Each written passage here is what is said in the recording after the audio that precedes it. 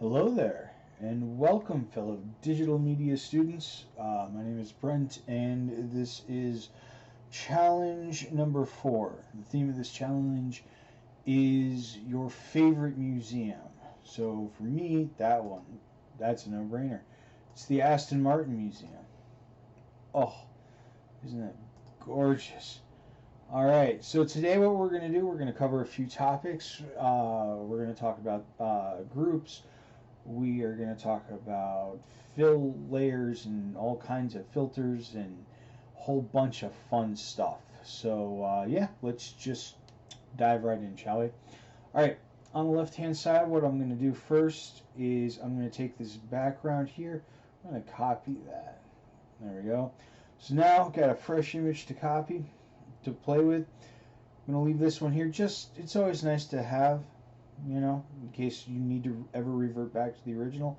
But this will be good because this will help distinguish the differences through the filters that we do and the adjustments. So before, in previous movies and videos and stuff like that, we used to go up here into image and into adjustments and adjust our image this way. We would go ahead and deal with levels and curves and deal with histograms and stuff like that.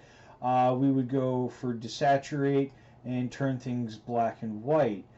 The problem here is that if you apply an adjustment through the menu, such as this, to your image, it will actually affect every and all layers within your image. So, let me go ahead and step backwards.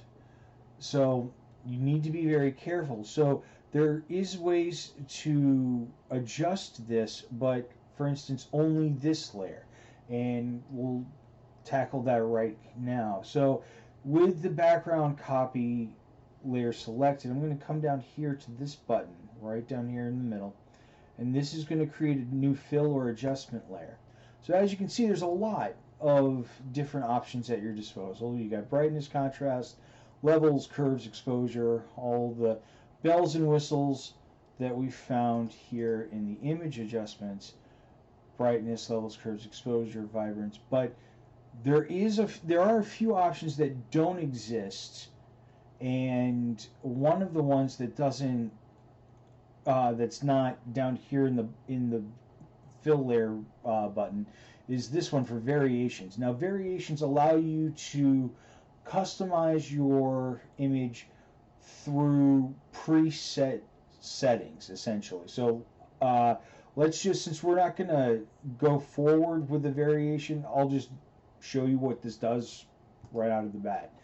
So as you can see, here's our original image. So this is what we have currently picked.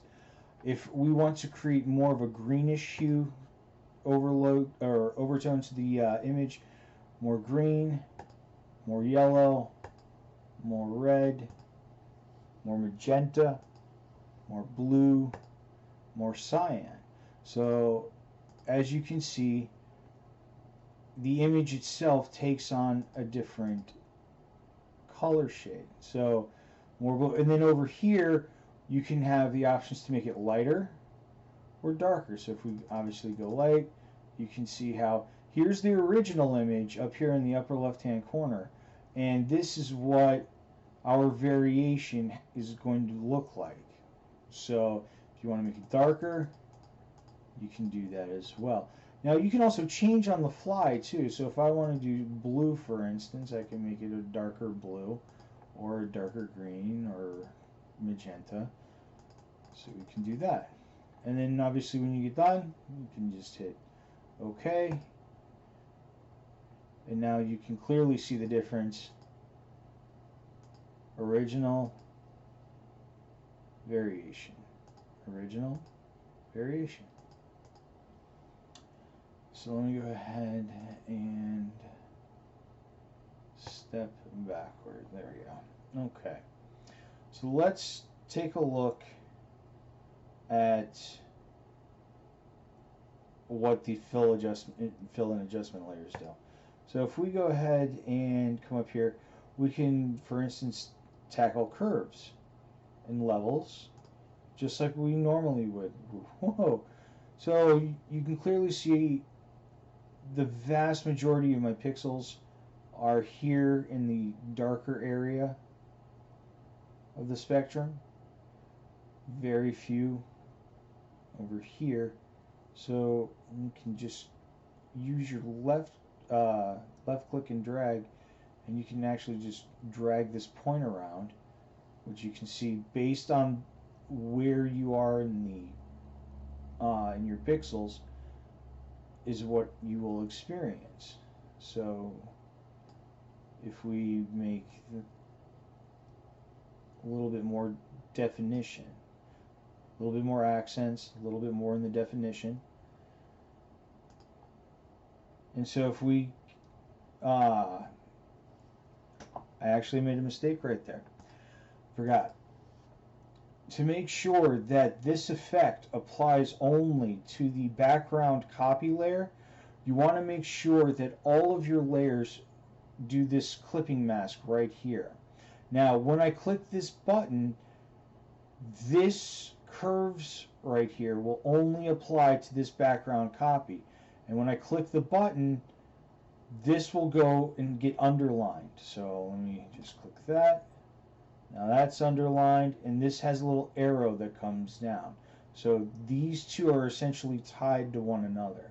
So if we go ahead and create another layer, let's take a look at some brightness and contrast. So with the contrast, it makes your darker pixels darker and your lighter pixels lighter. And so if we can, that's all the way at 100, and that's all the way at -50. So let's try, how about we go to 30? And then the brightness, we will adjust to about 10. There we go. Buttons pressed. Wonderful. So now that's the original. That's the altered one. Original, altered.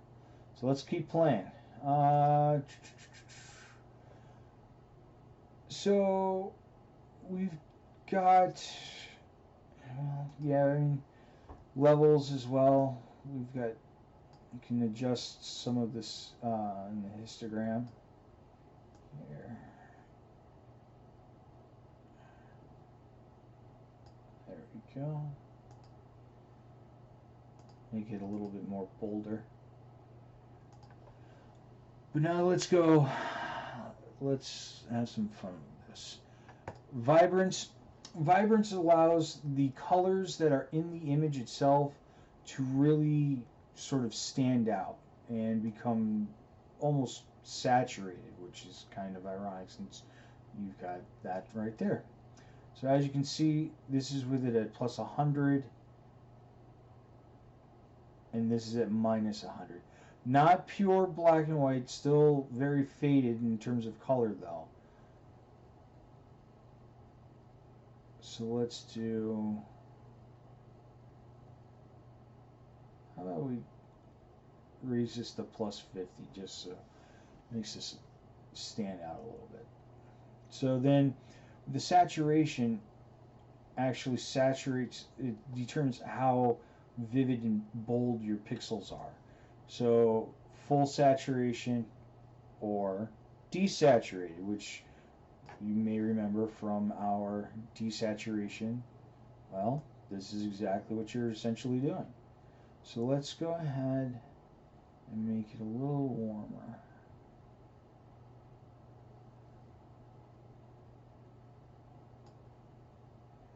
Actually, I'll bring the vibrance down.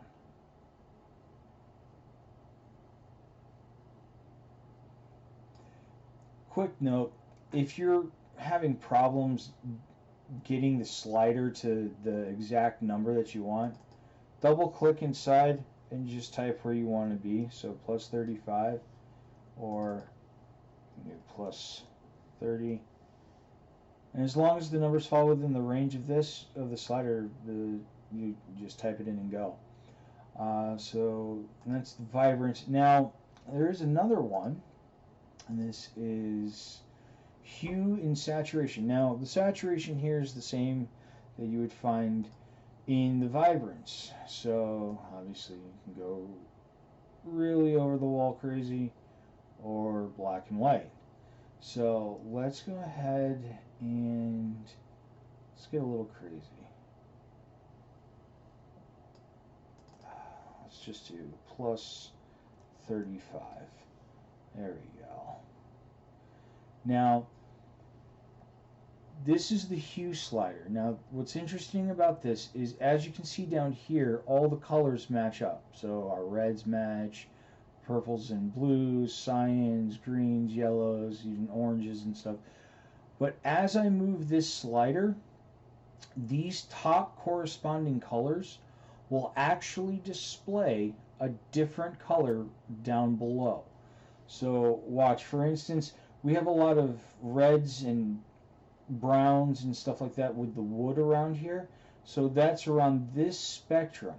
Watch what happens when I shift it to the right and the yellow part comes over here into this area. Right now it's here, but watch when it comes over a little bit. See how that turns? This right here now is all yellow. The colors reflect the differences. So what was once greens are now over here in the yellows. What was once in yellows are in the oranges and browns. You know, the reds are over here, blues are way over here. If I even shift it more, we can see that greens are the next color that's coming up in the slide. So if I slide it this way some more, there's green. And as you can see, the colors throughout the layer go ahead and respond accordingly. Lightness is literally the amount of white that you want in your photo. So I can either have literally a whiteout, complete darkness, or right in the middle, or somewhere in between. So if I lower the lightness, now this is different than the brightness slider. Okay, this is different than the brightness slider. So let's do that.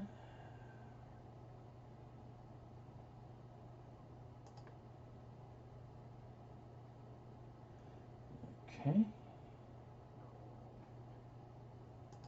1 second. All right. Sorry about that. So as you can see here with the hue and everything, it really stands that you can really get creative, right? So let's go ahead, actually, we're going to save this image here, okay? So let's save this before we continue. So we're going to save this. Since we have our first image, I'll call this image 2, because that's original. So there we go. All right, now this is a little tip, but this is just sort of like how I like to work. Let me make sure. So with this, let me minimize that. There we go. As you can see, we got a lot of layers here, right? A lot of layers. And sometimes if you're working with, you know, bigger projects, you know, multiple images, multiple layers and everything like that, and you want to adjust them individually, it can get really, really crowded. So right next to this fill and adjustment layer is create a new group, which is right here. And so there we go. So what I'll do is I'll create a group, okay, and I'll take all of my layers, move them into the group, as you can see, and then since I saved this as image 2, I will call this image 2. See, doesn't that look much nicer? So now let's go ahead and we'll make another duplicate of the background. Now before, when we wanted to make our image black and white, we would go up to, actually, let me move this guy up here. Oops. There we go. There we go. That's what I wanted to do. Alright, so again, we used to go up to image, we would go to adjustments, and then desaturate. Much like the slider that we saw from before, we would do that and essentially accept the black and white color. So Control Z, quick undo. But if we go to our fill adjustments here, we have your whole thing with the saturation and the hue, so we could desaturate the photo. So that's one way we could do it. Another way we could do it through the layers is through vibrance. The saturation obviously can go down. And as you can see, since it was already applied for a desaturation, you can actually further the desaturation of the photo. Or there's another way you can go about doing this. You can actually go, oops, that's not what I wanted to do. There we go. You can actually go into black and white. Now this will give you a default preset, but you can customize this preset. So with the red, since remember we had a whole lot of reds and browns and oranges and stuff in this area, if we go ahead and adjust those, look at how much of the picture is affected just by adjusting the red color balance of the photo. Look at that. Everything in here and all of it just is dramatically impacted by it. With the yellows, a little bit less, but still noticeable. Big areas of notice here, up in here, and usually where a lot of the lights are. Greens really don't have much, as you can see. Nothing really much is affected. Cyans, looks like a lot of it involves in the center of the picture. You got a lot of the screens and images here will go ahead and be affected. Some of the little details here on the cars around here will be affected.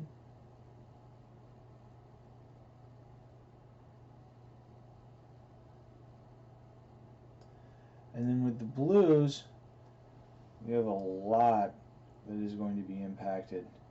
So we can essentially take this color here and make it white, essentially.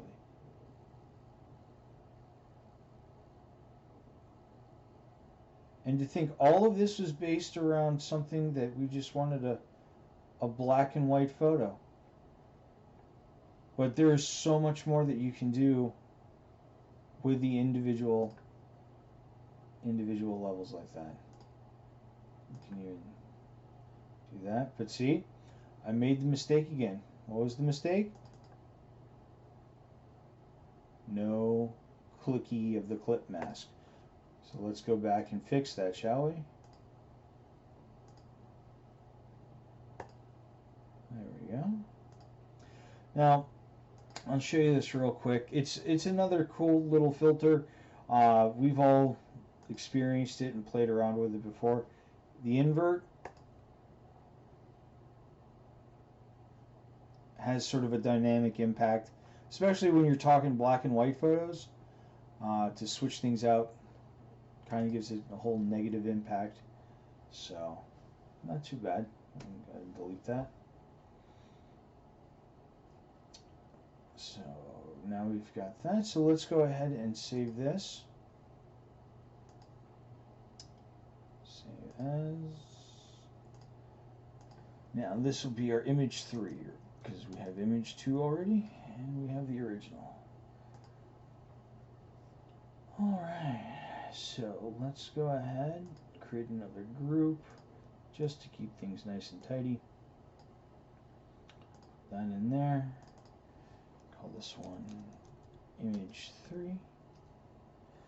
Alright, now what we want to do is we want to fit all of these in a row. So we're going to start with the black and white image on top, followed by the regular image, and then our saturated hue, skew, and concoction below it. So I'm going to go to canvas size, switch this to pixels, and when I do this, it's going to be, when I triple this number, it's going to be just under 5,000. So I'm going to increase the height by 5,000. Okay, so I'm going to actually make the color of the background black. Okay, now as you can see, also here on the right hand side, I have a lot of space here. So let's get to arranging. With the move tool selected, I'm just going to take our image and scroll up, hopefully, maybe, really slow. So let me just, yeah, this makes it easier. There we go. Remember, always have snap on when you want to make aligning your images and everything a lot more simplistic.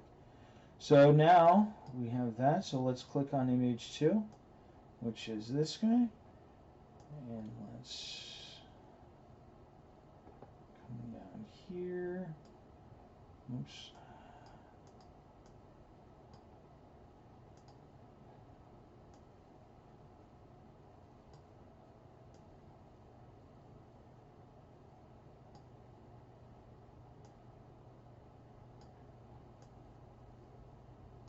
There we go. Wonderful. So now you have the original, our really modified black and white, and one that's had its curves adjusted, brightness, vibrance, levels, hues, and saturations. So as you can see, there's all of the things that we have done today. So hopefully this has helped. Oh, wait, before we go, I want to show you one more thing. And it's going to be on this one here, the saturated one. If I create another filter, there we go, and do a photo filter, these kind of act as a blanket cover for your image itself. So let's, like, if I do a cooling filter, you see how it has a little bit of a bluish tint now? So I do warming versus cooling. See how that works? If you can really see how it impacts the vehicles as well as like the tiles and everything like that of the car. So we'll actually leave it like that. There we go. But see, that cooling filter is not applied here, and it's not applied here. There we go. So now I will save this. Actually, yeah. There we go.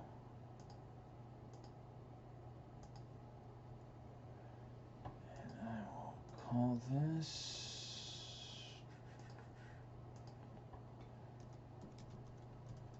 Challenge 4.